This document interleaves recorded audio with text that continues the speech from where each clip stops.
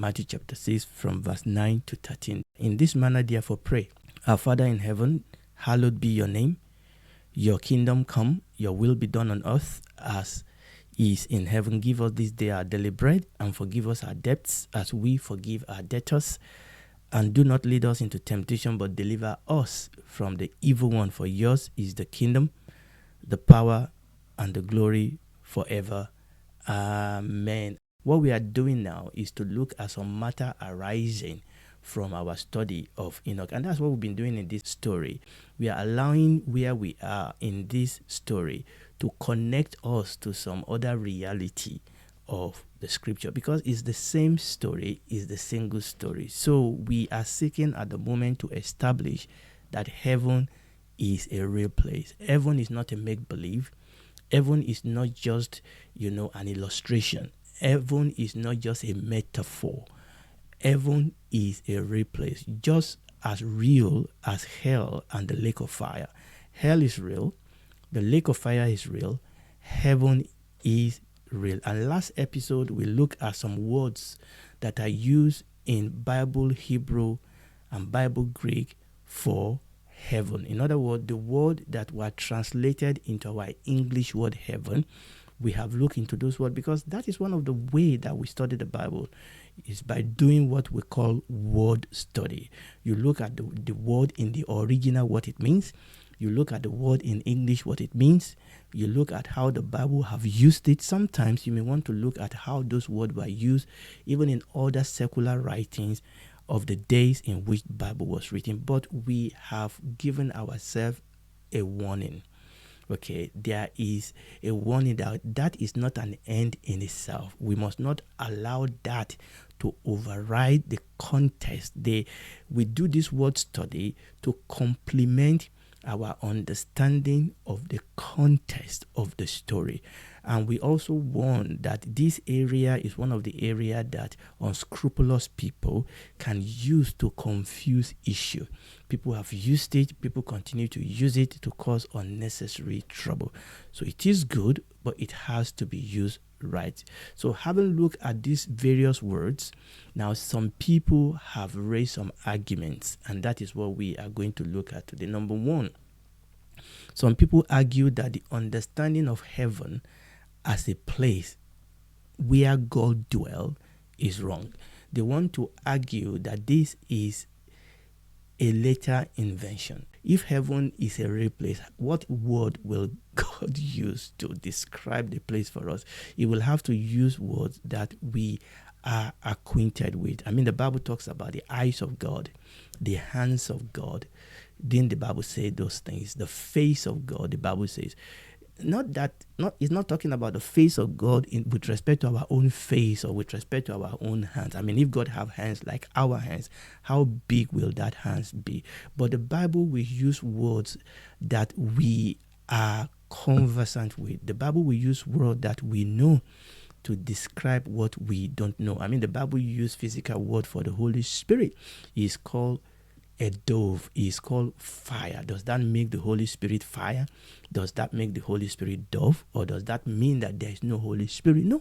The Bible will use words that we understand to describe the things that we don't understand. And that is one of the things that parable does.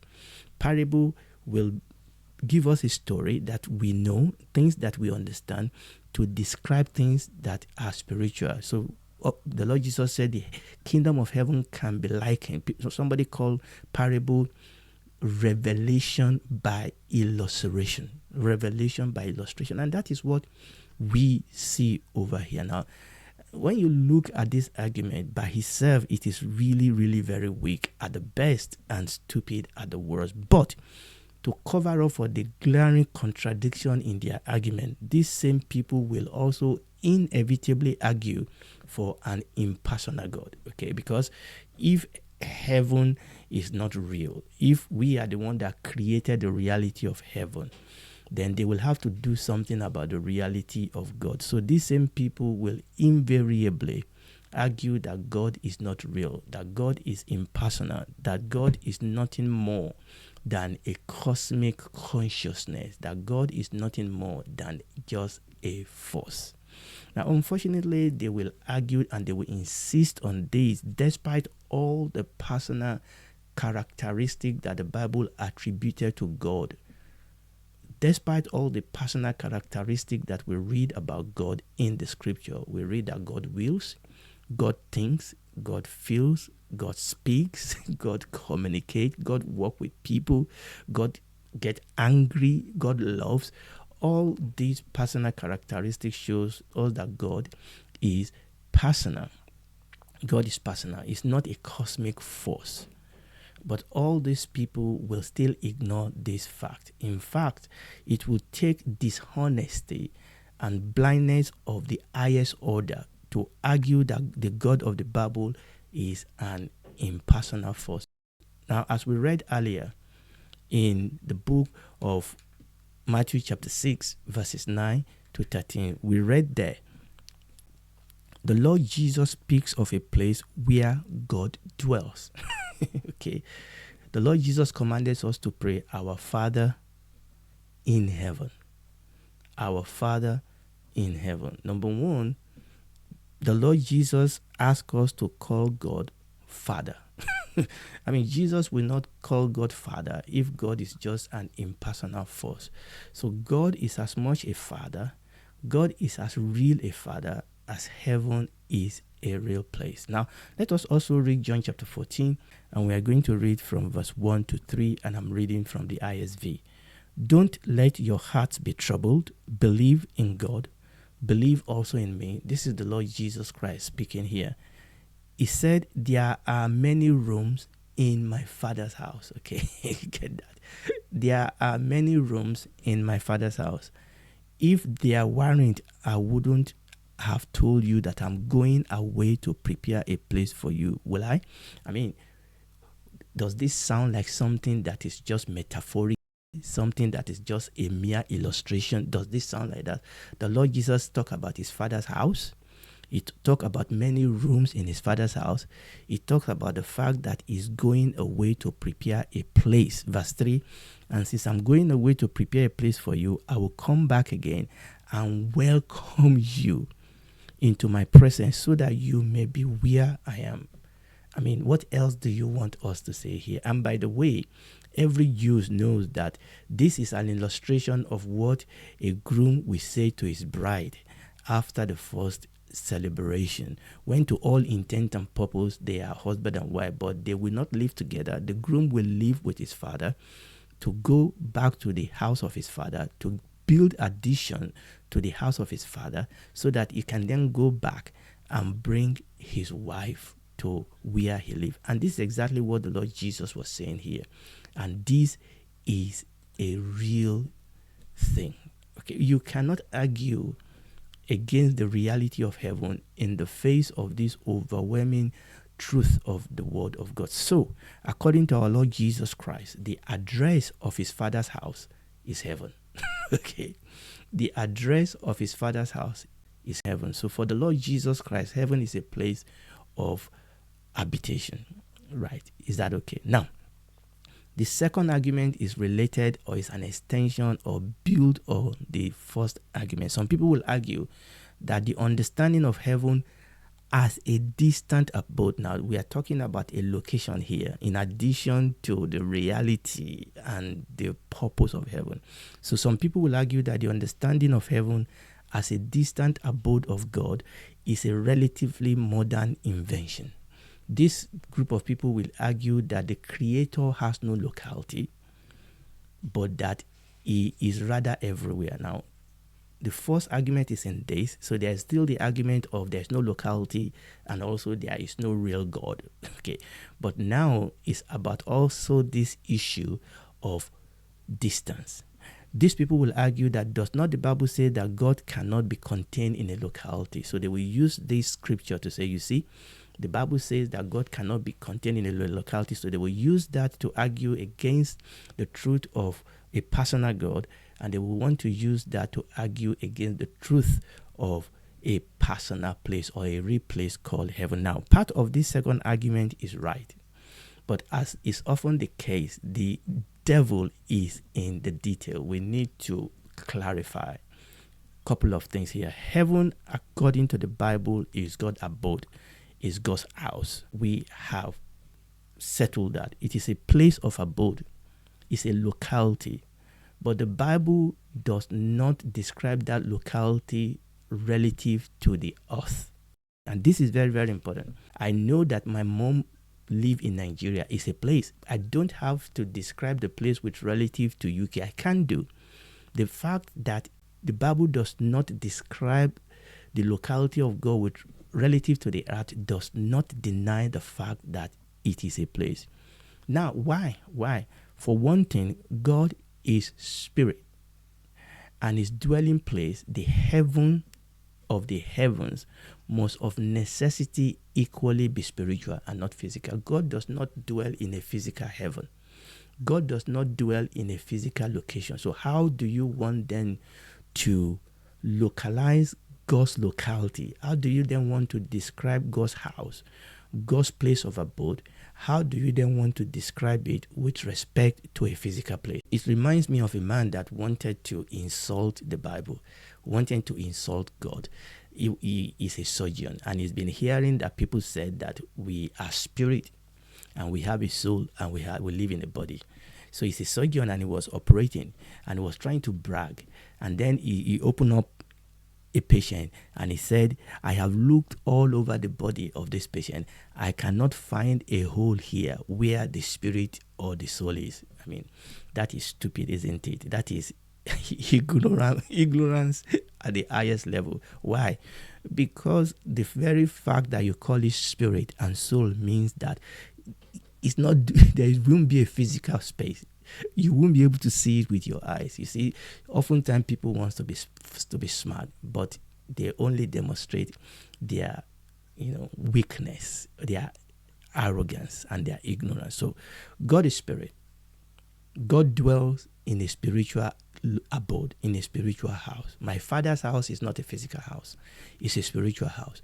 So, we cannot really describe its location, with bearing to a physical place. Now, having said that, the Bible says that because God is God, he is everywhere present equally, and he equally inhabits eternity. And the Bible says that, yes. So it is true what these people claim, that the Bible says that God dwells everywhere. That is true. So number one, we've talked about the fact that God is spirit and God must dwell in a spiritual location.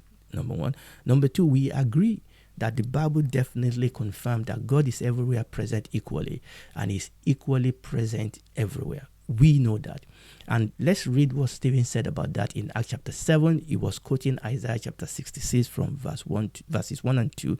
But let's read what Stephen said in Acts chapter 7. We read verses 47 to 50. Stephen said, but Solomon built him a house. Now we're going to come to that. Okay. Howbeit the Most High dwell not in temples made with hand. As said the prophet, that is Isaiah in Isaiah chapter 66, heaven is my throne, and the earth is my footstool. What house will you build me, saith the Lord? Or what is the place of my rest? Has not my hand made all these things? Okay, now this is where we don't have to be confused here. So it is true that the Bible says that God said, look, he dwells everywhere. Howbeit the Most High dwelleth not in temple made with hand. He said, heaven is my throne, and the earth is my footstool. God is everywhere present. So the question then is, how can God be contained into a locality? So if we say heaven is God's house, how can we contain God in a locality? Now, the problem with the way of this thinking is the way the question is framed. Now, to say that heaven is God's dwelling place or God's house is not to say that God is contained in a locality. And this is very, very important. God dwells in the heart of a Christian because we are the temple of the living God. That doesn't mean that God is contained inside of us and therefore is nowhere else. So when we say that heaven is God's dwelling place or God's house, we are not saying that God is there and God is nowhere else. We are not saying that. Okay? In fact, God himself asked the children of Israel to build him a temple so that he can dwell among them. So the concept of temple, you remember right from Genesis chapter 1, we've been talking about the concept of temple. The concept of temple is the concept of God dwelling place. God is the one that started this concept of a place where He dwells, a place from which God rules. So the house of God is the throne of God and is the place of God's dwelling where God rules. In Exodus chapter 25 verse 8, I'm reading from ISV again. God said, "Let them make a sanctuary for me so I may live among them." It is God that said this. "Let them make a sanctuary for me so that I may live among them." And this was when they were on their way from Egypt in the wilderness. Okay, now fast forward in the time of David and Solomon. Now this was in the time of Solomon, 1 Kings chapter 6 verse 13. 1 Kings chapter 6 verse 13. God spoke to Solomon concerning the temple they were building. Okay, this is very important. Verse 13. "And I will dwell among the children of Israel and will not forsake my people Israel." God said, "Build me a temple." He said, "And I will dwell among the children of Israel and I will not forsake my people Israel." The Lord Jesus himself called the temple His house. Matthew chapter 21 verses 12 and 13. "And Jesus went into the temple of God, and casted out all them that sold and bought in the temple, and overthrew the tables of the money changers and the seats of them that sold doves. And He said unto them, It is written, My house shall be called the house of prayer, but you have made it a den of thieves." Yes, the Lord Jesus called the physical temple the temple of God. He called that temple His house. And like I said earlier on, the Christian individually and corporately are also temples of God. The Bible says that God himself and the Lord Jesus dwell in us. 1 Corinthians chapter 3, let's just read that one only. 1 Corinthians chapter 3 verses 16 to 17. "Know ye not that you are the temple of God, and that the Spirit of God dwells in you? If any man defiles the temple of God, him shall God destroy, for the temple of God is holy, which temple you are." Now this is really, really very, very clear. Now that does not mean that these temples that we have looked, that does not mean they contain God as if He is only in this temple and nowhere else. Of course not. Nobody will form such a conclusion from where we have read. So when we talk about God and God locality, we are not necessarily saying that then means that God is not everywhere present or equally everywhere present. And someone can then raise another objection and say, if heaven was not a locality relative to the earth, why then do we look up when we pray and point upward when we refer to heaven? And I think that is a legitimate question. So we have established that God is not in a direction relative to earth. Okay, fair enough. So then the question is, why then do we look up when we pray? And we do look up when we pray. Now, we don't only look up when we pray, by the way. Sometimes we bow down and look down. Sometimes we lie down on the floor. Let's read John chapter 17 verse 1. "This word spake Jesus, and lifted up his eyes to heaven, and said, Father, the hour is come. Glorify thy Son, that thy Son also may glorify thee." Mark chapter 7 verses 34 and 35. "And looking up to heaven, he sighed and said unto him, Epaphta, that is, be open. And straightway his ears were opened, and the string of his tongue were loosed, and he spake plain." We saw that our Lord Jesus Christ also looked up to heaven. He looked up to heaven. And for me, that is a good enough reason. In those two portions of the scripture that we read. The second reason is that our Lord Jesus Christ ascended up into heaven. We read that in the book of Acts chapter 1. Let's read that. Acts chapter 1 verses 9 to 11. "And when Jesus, had spoken this thing, while they beheld, he was taken up, and a cloud received him out of their sight. And while they looked steadfastly toward heaven as he went up, behold, two men stood by them in white apparel, which also said, You men of Galilee, why stand ye gazing up into heaven? This same Jesus, which is taken up from you into heaven, shall so come in like manner as you have seen him go into heaven." So we have seen, number one, the Lord Jesus looked into heaven when we prayed. Also, he ascended into heaven. And when we look at Jacob when he was running away from his brother, and when he slept and he saw this vision in Genesis chapter 28, we saw that he said the angels were ascending from the earth and descending to the earth. Let's read that. Let's read it in Genesis chapter 28, verses 12 to 13. And he, Jacob, dreamed, and behold, a ladder set on the earth, and the top of it reached to the heaven. You see, and behold, the angels of God ascending and descending on it. And behold, the Lord stood above it and said, I am the Lord God of Abraham thy father, and the God of Isaac. The land whereon thou liest, to thee will I give it, and to thy seed. When we think and talk about heaven, we look up because we have to look somewhere. We exist in space and time, and we have to look somewhere. Again, like I said, we don't always look up, really. Sometimes we look down, sometimes we lie down, but yes. And the other thing is that up has come to signify all that is right, all that is good. So it is not surprising that when we humans think or talk about heaven, we look up to the sky. Okay, I think that is reasonable, that is legitimate, that is not surprising. Much the same way that when we think or talk about hell, we look down. Also, for one thing, the Bible called the place of torment a bottomless pit. Now, there's still a lot we can say or need to be said, a whole lot more that needs to be said about heaven. But this is where we are going to leave it for now. And hopefully, as we journey on in this teaching, we will come across this subject of heaven in future teachings by the grace of God. Next episode, by the grace of God, we are going to look at the two witnesses of the book of Revelation. Do they have anything to do with the Enoch of Genesis or with Prophet Elijah? Remember, we are learning lessons. We are now taking matter that have arisen from our study of Enoch. And if you are listening to me, I want you to know that God loves you. God, He doesn't want you to go to the real place called hell. He wants you to spend eternity with Him in the real place called the heaven of the heavens.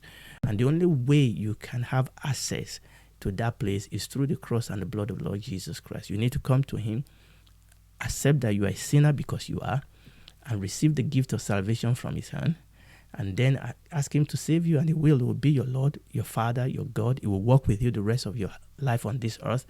And when this is all over, you will then be able to spend eternity with Him in the new heaven and the new earth. Do it right now.